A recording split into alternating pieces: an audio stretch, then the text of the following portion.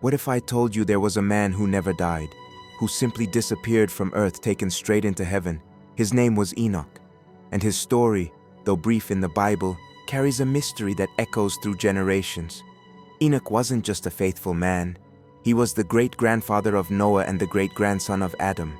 His name means teaching, and that's no accident. His life tells a story much bigger than himself. Now here's something fascinating. The names in Enoch's family tree, stretching from Adam to Noah, aren't random. They tell a hidden message. When we line up the meanings of each name, we get this. Man is appointed mortal sorrow, but the blessed God shall come down, teaching that his death shall bring the despairing comfort and rest. That's not just genealogy. That's the gospel hidden in plain sight, centuries before Christ was born. But back to Enoch. He walked with God for 365 years. Then he was gone. No sickness, no burial, just gone. The Bible simply says, God took him. It's one of the most mysterious exits in all of Scripture. Only one other person shares this fate, Elijah, who was whisked away in a chariot of fire. But why Enoch? Some believe his sudden disappearance was a divine preview of what's coming, the rapture. A moment when, like Enoch, believers will be caught up to meet God in the air. Others see it as a sign that walking closely with God can lead to unexplainable favor, even in a broken world. Enoch lived in a time when evil was multiplying fast.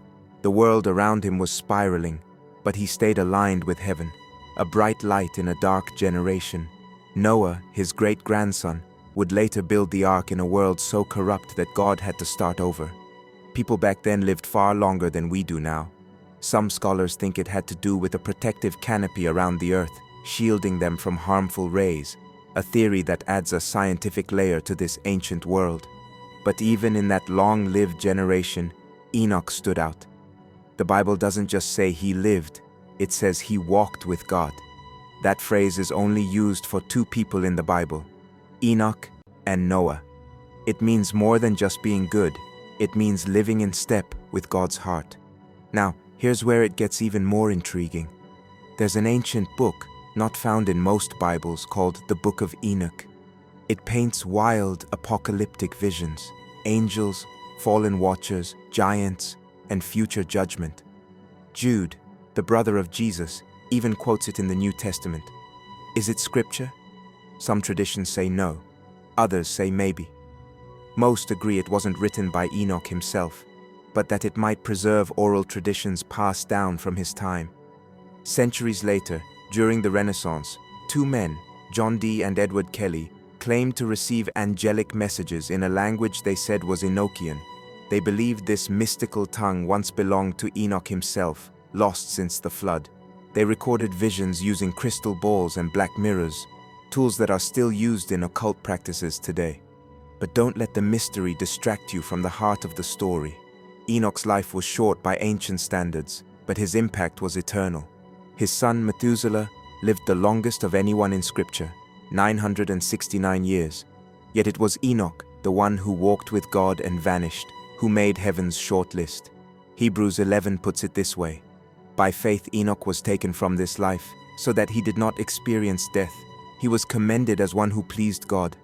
His legacy isn't just about escaping death, it's about living a life that pleased heaven. Today, Enoch still shows up in Jesus' genealogy in the Gospel of Luke, and his name surfaces in the final chapters of Scripture as a prophet who spoke of God's coming judgment. So what does Enoch's story mean for us? Maybe it's this: when the world around you grows darker, walk closer with God. When life feels overwhelming, stay in step with the one who sees the end from the beginning. Because sometimes faith doesn't just move mountains, it moves people straight into eternity. What do you think happened to Enoch?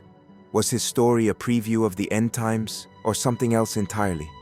Let us know in the comments, and if you found this story thought-provoking, don't forget to like, share, and subscribe. Because at the Stillwater Tales, we believe stories like this don't just inform, they awaken something eternal.